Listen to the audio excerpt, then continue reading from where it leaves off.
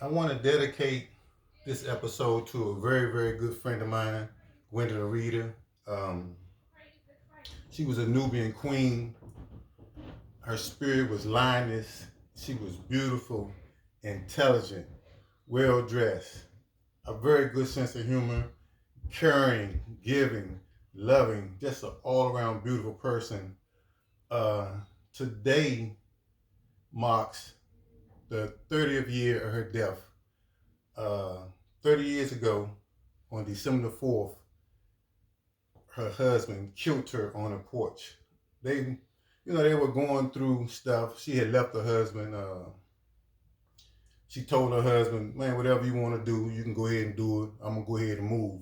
They had bought a house directly across the street from her parents' house. So they were separated. She moved in with her mom, back in with her mom.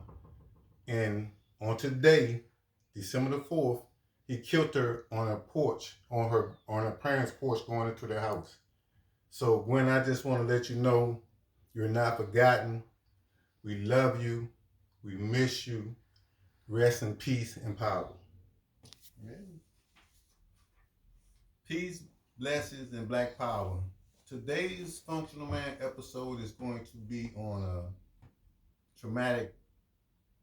a very traumatic situation, uh, domestic violence.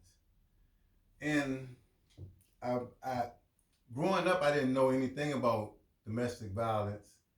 As I got older, my mother told me that she experienced domestic violence firsthand. So I brought her on the show to talk about it.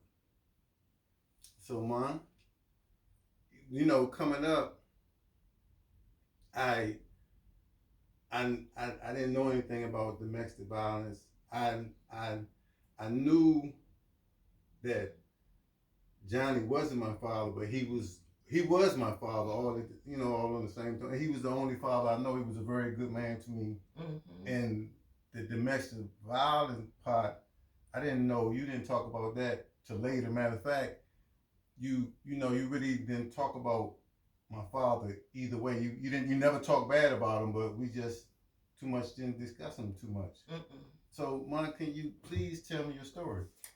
Well, my story is very lengthy, and it's going to take your time. Take parts. But I was thinking, should I tell you why I got in this situation, or could I just start in the situation and bring you part? It's up to you. Okay. Well, why I got in this situation would be another story. Mm-hmm. I got married very young. I had not had anyone to educate me on anything. I was raised in the South, Mobile, Alabama. Most of the girls down there, like me, had no one to tell them things, because back in those days now, in the 60s, parents didn't talk about anything. Everything was a closed book.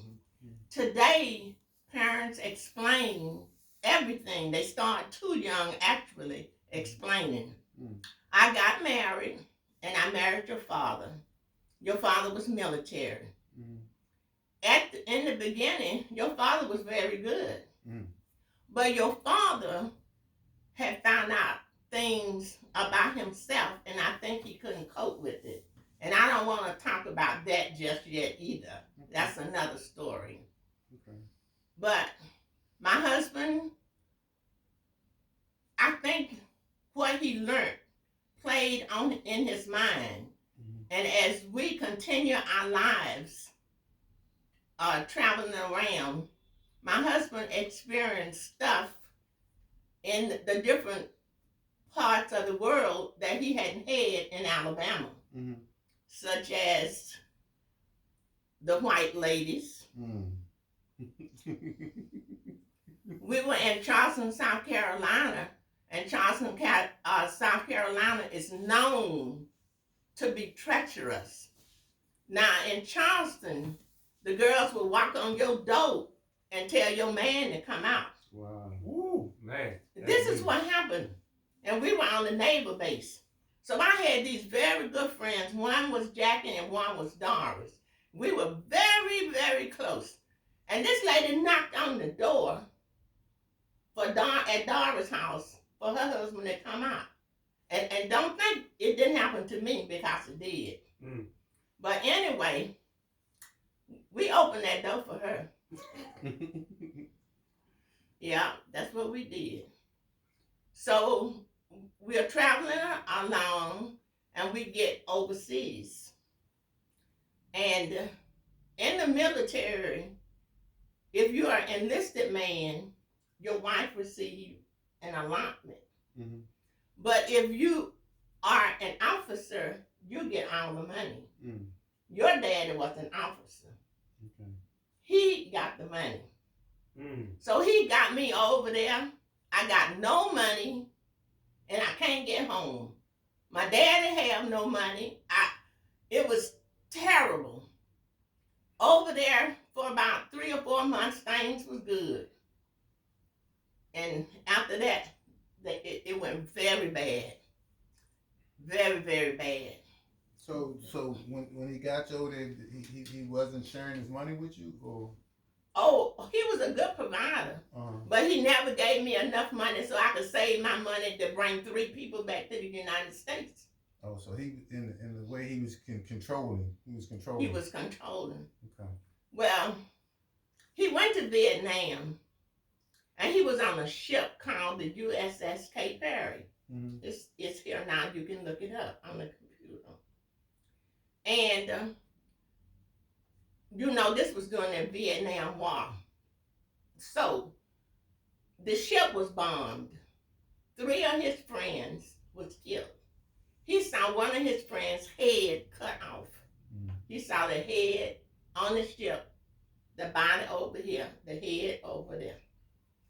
He called me, and he told me, he said, look, I want you to go to the Red Cross, and I want you to tell those people that you're having a nervous breakdown. I got to get out of him. Mm. It's hell over him. I said, well, I'm not going to do that. I have 2 children, 2 little children. I'm not going and get my health and information to say that something is wrong with me. If you do that, that's going to follow you the rest of your life. Okay. I'm not going to do it. Right. He said, well, you'll be sorry. Mm. And Tony and Neil, that joker came home in the middle of the night. I opened the door and he hit me right in my face. Wow. Mm. Hit me right in my face. In my face. Mm. Mm-hmm. In your beautiful face. Yeah. Well, anyway, I am going to say, because I had those 2 little boys, I stayed with that joker for a long time.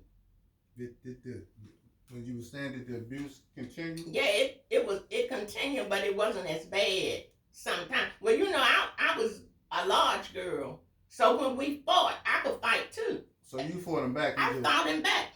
Mm. But now, we got out of the Navy, and we went back to Mobile. We bought a little house together. And one Sunday, I had taken my 2 sons, Isaac and Tony, to church. And I came home, and he had all the furniture in the middle of the floor. He said, oh, we're going to clean up today. He had a toothbrush, and he said, we're going to clean around these walls with a toothbrush. I said, we're not going to do that. Oh, he said, oh, yeah, we're going to do that. Here it comes. Well, while I was over in Europe, I had taken archery. Because another thing, so long, but the military really trying to keep the serviceman's wife really happy. So they did a lot of things to encourage you since you was over there a lot. Well, anyway, I took archery and we had a gun. So that joker hit me, and I went in there and got that gun. And I brought that gun back in there, and I fired that gun at that bastard, and that gun didn't go off. We argued and wrestled. He took that gun out from my hand, and went outside and shot it in the air. It shot the first time. I say, Oh Lord, are you telling me something? The Lord was telling me something. I'm back in Mobile. I don't know, but I know Mobile is tough on black people. So I called my daddy. I told my dad, I said, Daddy, I got to get away from here. My father said, what do you want me to do? I said, give me one day. The next day, I packed up my two little boys' clothes and my clothes. I gave away a lot of stuff. That joker had given me a nice ring. I gave it to the lady across. When I left him, I didn't want, because I had left him previously. Let me talk about that. I had left him previously, and I had come here to D.C. I had a cousin here. His name was Ernest, and he was very fond of me. He told me, said, look, you don't have to take no abuse. Men don't do that. Come to D.C. And if you can't make it in D.C., you can't make it anywhere. So I came up here with my two little boys, and I had gotten me a job, and I was doing quite well. Here he comes. Oh, if you come back to me, I'm going to change. I'm not going to hit you anymore. I'm not going to do this. I'm not going to do that. So thinking again, because of the two little boys, let me try to make this marriage work. Since I was raised without a mother, I wanted my children to have a mother and a father. So we get back to Mobile, not even a month. And that's when it happened about you're going to clean it around. Yeah. So after that, he went outside, shot the gun went off. I knew that was my sign. God was telling me, you're going to get in. Because if he had kept hitting me, I was going to kill him. Just as dead as he had to die. I would have stabbed him in his sleep. Because I was tired of him. I'm going to go back to this. Some husbands, they are really good to you. They buy you what you want. They have you sit up in a nice house. But something is wrong in their head. And that was what happened to my husband, I think. Now, part of his story is telling. I don't know if I've ever told you this. I had my first son when I was 18. I was 18 on July the 19th. My child was born July the 25th. And before that, your daddy was already in the Navy, but he was in the Navy Reserve, so he was getting an allotment already. Now, your father was a very smart man. So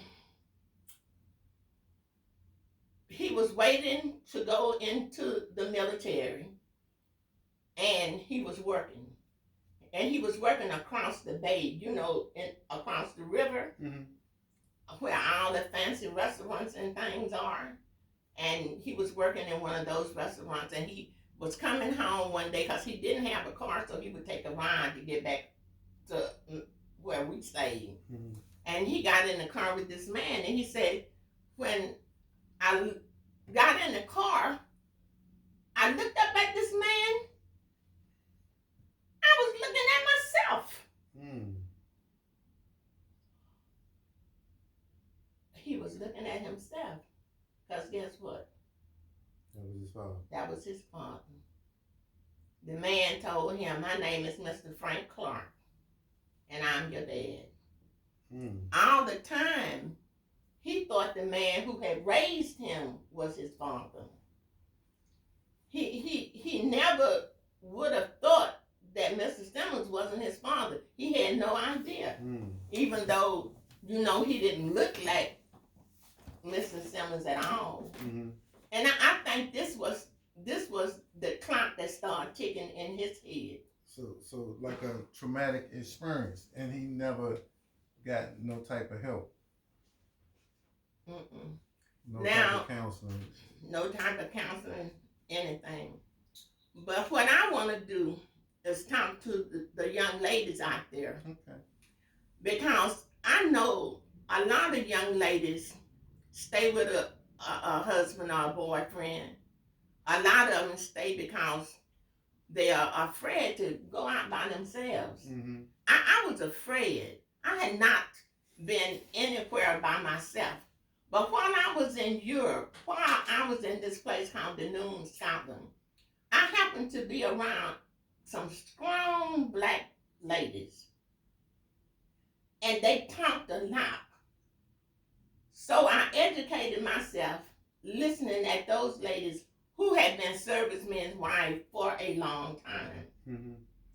But some of them knew exactly what the husband was doing and they accepted that. Mm. I didn't. Mm. Now, my husband, when he was over there, he was a strict hoe. Do you want me to define hoe?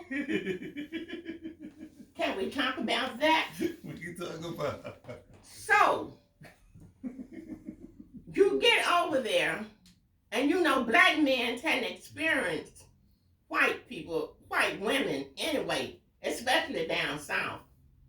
And so when you go overseas, you can do anything. Mm. Mm.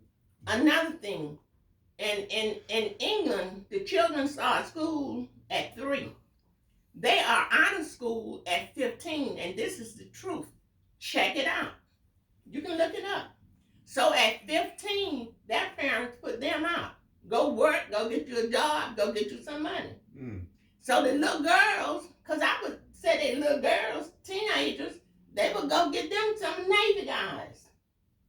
Mm. Mm. Mm. Because the Navy guys would give them the money.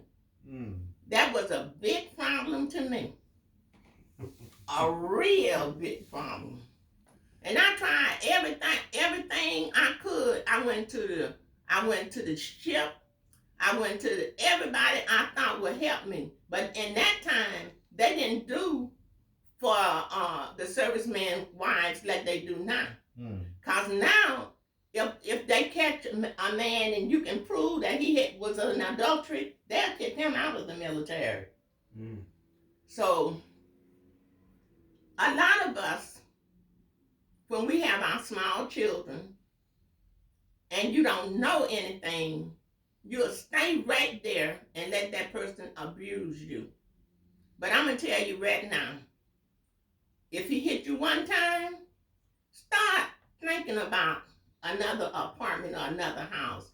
Pack your bag. Don't stay. If he hits you, get away from him. Because he's going to continue. He going to continue. He going to lie. Oh, you're pretty. He going to go get you a mink coat. Everything. He might give you a diamond ring. Mm. And he might treat you good for 2 or 3 months. But in 2 or 3 months, something gonna happen. Wow. And there you go again. Mm. Yeah. So I would advise all ladies to think hard before they make their decisions on what they're gonna do. And if they are with an abusive person, don't let that person dominate you. They will for a while, but you have to be strong. You have to take care of yourself, and you have to go. Now, there are so many people you can call. See, in 1966, 67, 68, 69, they didn't have all that abuse stuff. But now you can call any hospital. And go get help. Get help any type of way, yes, ma'am. You have these homes for battered women. Yes, ma'am. See, they didn't have all that. Mm-hmm. Mm-hmm. They didn't even have all that when I was going through it. But I would say this. I never really talked about the sperm bank, and that's what I call him. Because he did give me 2 sons. Mm. And I loved my 2 sons. I loved my dad's son, and I love this boy right here. Mm. But you know, the Lord somehow looked out for me. Because I hadn't been up here but a few months before I met Mr. Cruel Johnny. Mm. Mm-hmm.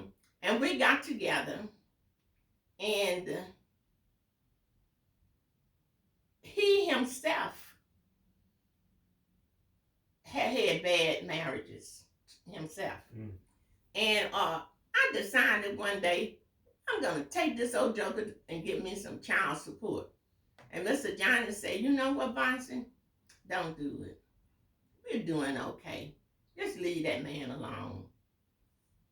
This boy daddy, he's never given him anything. Johnny always been my father. That's all I know. And my brothers and sisters, that's all I know. So in our lives, well, I tell you this story, and this is funny. So Johnny and I had this child, Cooley. So one day, I don't know what Johnny and I was fussing about, but we was fussing about something. And I said, you know what? I'm going to divorce you. So Cooley was going to Sacred Heart. So he went to Sacred Heart and told Sister Dorothy, the principal there was Sister Dorothy. He screamed and cried and, oh, my mama going to divorce my daddy. Oh, my mama. So Sister Dorothy called me.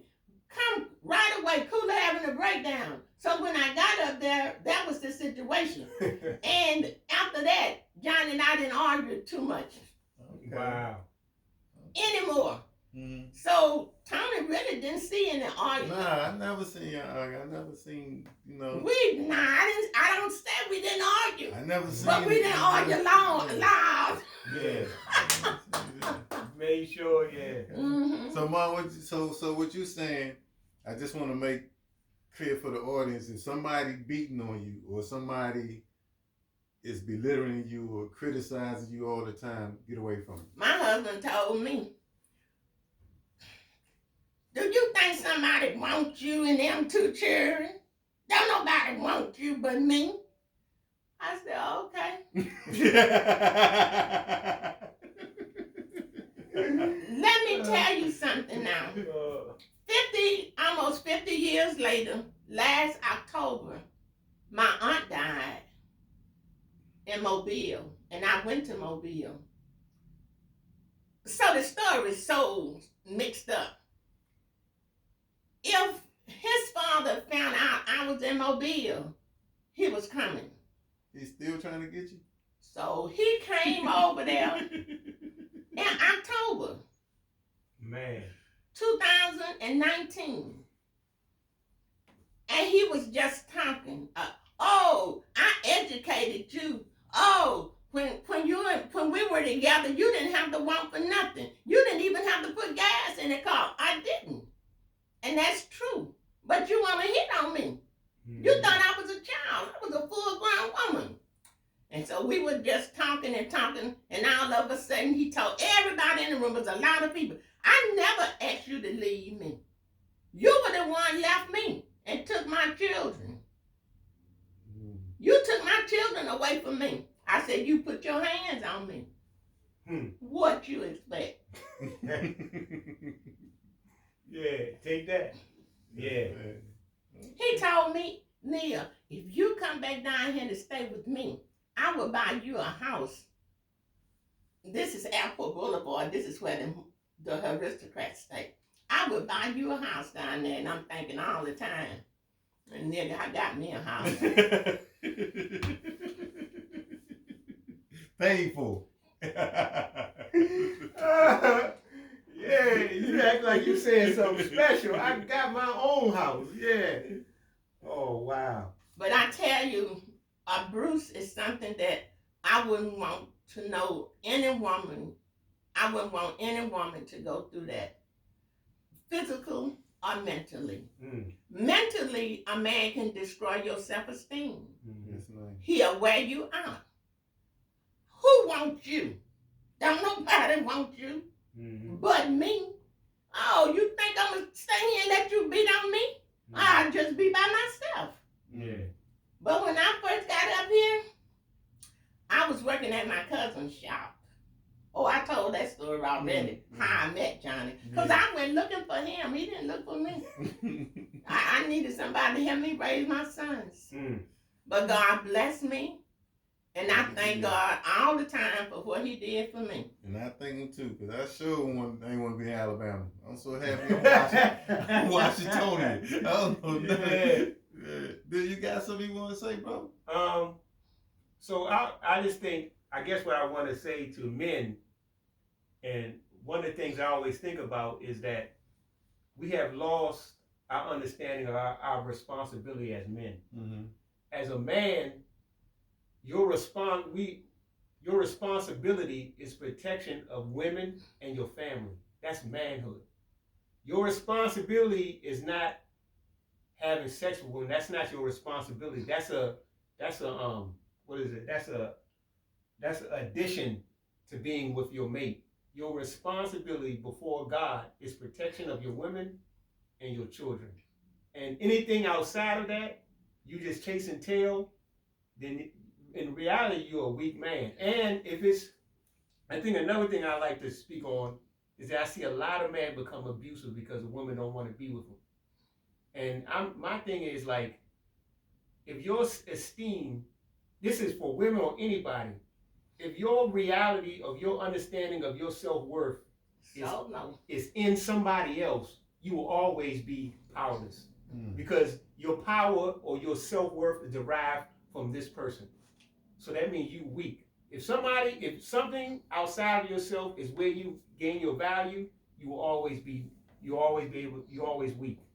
So that you can always be taken here or there. And that's why men become so emotional, because they're hot. They feel like their lady is leaving them, and because they can't deal with it, because they don't put so much emphasis, and my happiness is with her, or with her, with her physically, then they can't deal with it.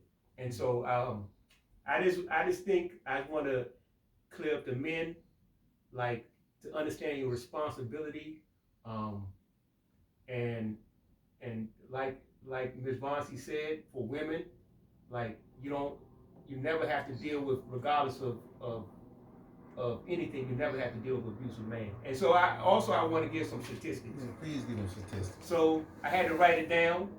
20 people per minute are physically abused by their intimate partner. 1 in 4 women experience severe violence by their partner. 1 in 3 women have experienced some form of violence. 1 in 7 women are injured by a partner. 1 in 7 women have been stalked by a partner. 1 in 5 women have been raped in their lifetime, and half of those women by somebody they know, or acquaintance. But here's the other part. For black women are 2.5 times more likely to be murdered than a white woman. So let that sink in. 92% of the persons who were killed knew their victim. 56% of these homicides were by their former partner. 40% of black women will experience domestic violence. So these are statistics, and so that's almost half, 40%. Yeah, yeah, that's almost half. So when we talk about, a lot of times people want to talk about black this, black that, or racism. The biggest threat on our development as black people is us. And so if this is what's happening to our women, how can we thrive as a community? This is the biggest threat. So I just wanted to give you guys this, take it to account, think about what Ms. Vonsi said, and yeah, that's all I got. Okay, Maya, you good? Yeah, but yeah, I'm good. I just want to reiterate the fact that if a woman see that her husband or her boyfriend is not right, don't worry about it. Get out. Mm-hmm. Don't worry about it. That's not your responsibility. That's not your responsibility to take care of his mind. Yeah. He got to go to a psychiatrist so he can take care of his own mind. What you do is take care of your mind and move. Mm-hmm. And God has so much more in store for you than being abused. And the most beautiful women in the world, a man would talk about her. The prettiest thing. You're not pretty, and you are. So your self-esteem. Yes, ma'am. It goes down. But I always been big. Mm-hmm. And I have never thought nobody looked better than me. Yes, ma'am. They still trying to get you. They trying to buy your houses and everything. They still trying to get you. Yeah. My got a man calling in there for, hey, can I just come over? I said, Ma, who's that? They still trying to. Yeah, but I lived 44 years of a smooth life. Yes, man. After you live 44 years, I don't know. My husband, Johnny, he already had 5 babies before I met him, and I had 6 for him. And I don't know if he ran around on me or not. And this is the truth. I used to try to catch him, because people would call me and tell me stuff. And Tommy, you remember when I go down to where he was playing gambling and stuff? Yes, He'd be up in that gambling. I stopped that. Yeah. Stop that. I used to go down, I'm gonna catch you if you doing anything. I had my baby in the car with me, my little coolie. Johnny said, if you bring my baby out here again in the cold looking for something, I don't want nobody. He did.